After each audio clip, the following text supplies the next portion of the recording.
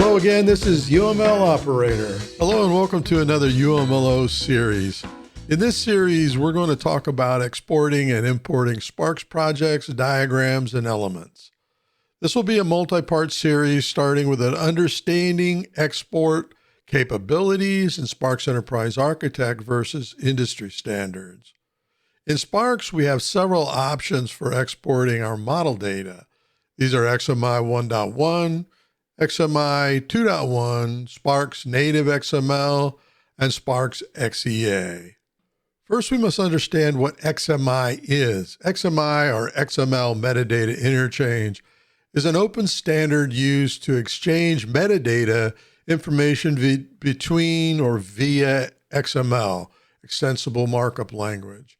It is primarily associated with UML, or Unified Modeling Language, models, and is used in software development and modeling environments to ensure that different tools and systems can understand and exchange model data effectively. XMI allows the transfer of UML models and other types of metadata between different software tools. It ensures compatibility and consistency in how tools handle model information. XMI uses XML as its underlying format, making it human-readable, platform-independent, and widely compatible with different systems. XMI plays an important role in model-driven architecture, when models are treated as primary assets in system and software development. It helps in automating code generation, system integration, and other processes based on these models.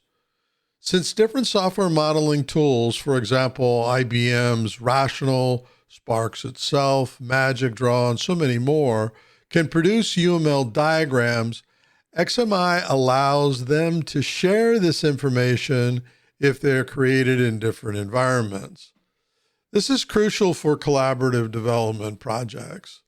Let's start with XMI 1.1, or I'm going to refer to as XMI 1.1.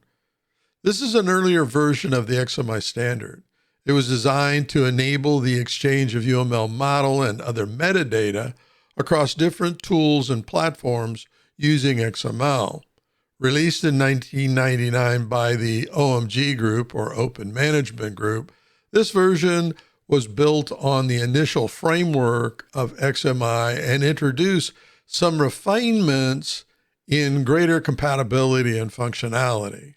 Although XMI 1.1 is now somewhat outdated, it marked an important step in establishing XML as a reliable format for model and metadata exchange, ensuring interoperability in software engineering, and still used today in limited situations, such as version control systems, like I use as Git. So what is XMI 2.1 or 2.1? XMI 2.1 was a later version of the XMI standard introduced in 2005 by OMG. It brought significant improvements addressing some of the limitations of earlier versions to better handle and exchange UML models and other metadata. More importantly, XMI 2.1 was aligned with the UML 2.x standard and improved the standard's capability to manage and exchange complex models across different tools. The key features in XMI 2.1 was, of course, its support of UML 2.x, but it had more efficient model interchange, which was important to us. It supported Meta Object Family, or MOF2. It had the improved interoperability, which was important as we were moving from rational rows or rational UML environments to tools like Argo UML or Sparx, of course. It had backward compatibility, which was important when we were exchanging between these modeling environments.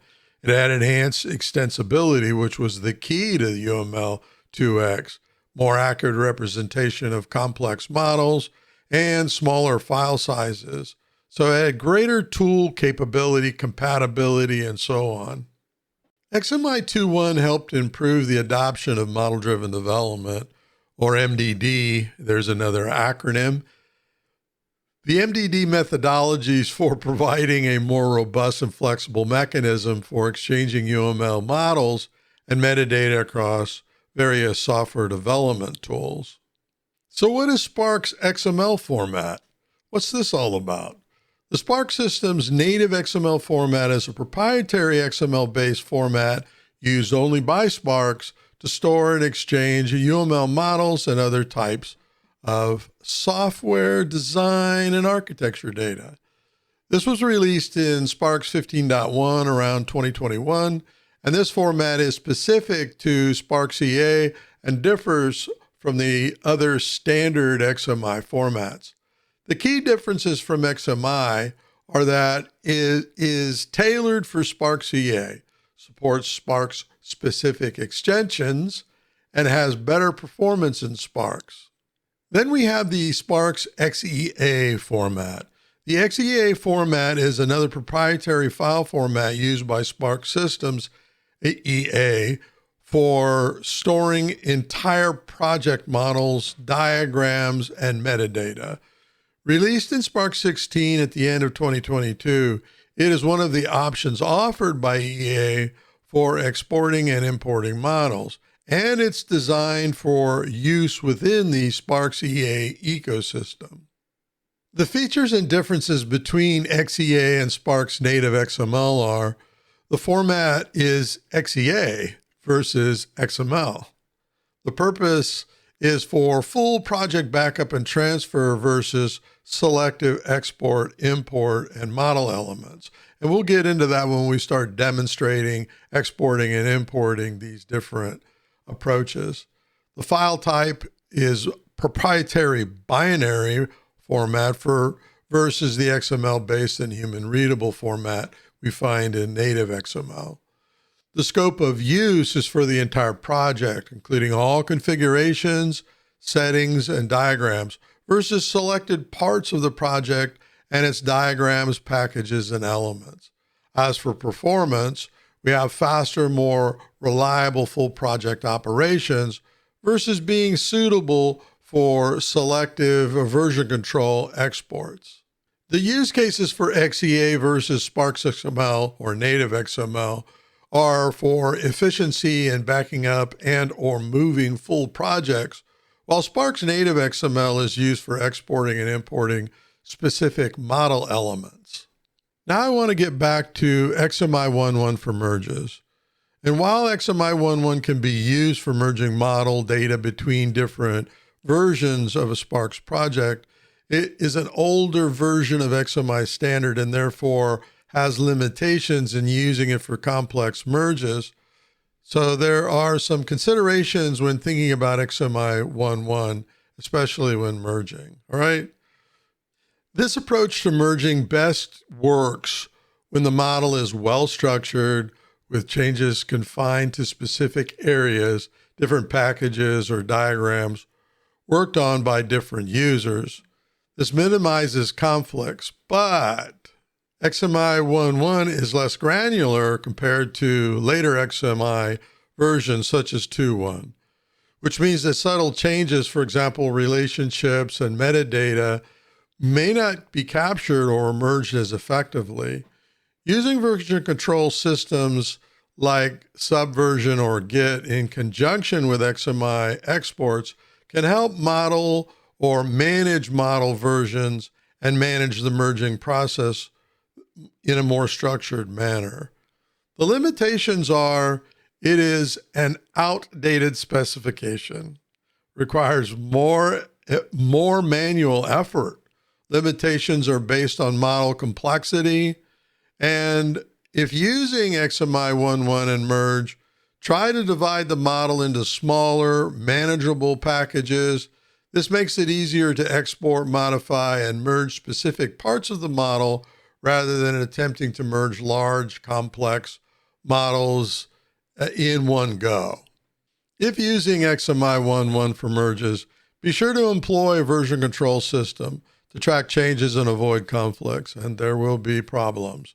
This will also make it easier to roll back changes if the merging process encounters such issues. There will be issues since XMI 1.1 lacks some of the sophistication of later version. So it's important to review the imported changes carefully for missing elements, incorrect relationships, or incomplete merges. So my recommendations are to stay away from XMI 1.1 and merge capabilities unless you're extremely proficient in Sparx. All right, that concludes part 1 of the Model Export and Import series. In our next part, we will export some simple models using the 4 approaches mentioned above. So until that next episode, happy modeling!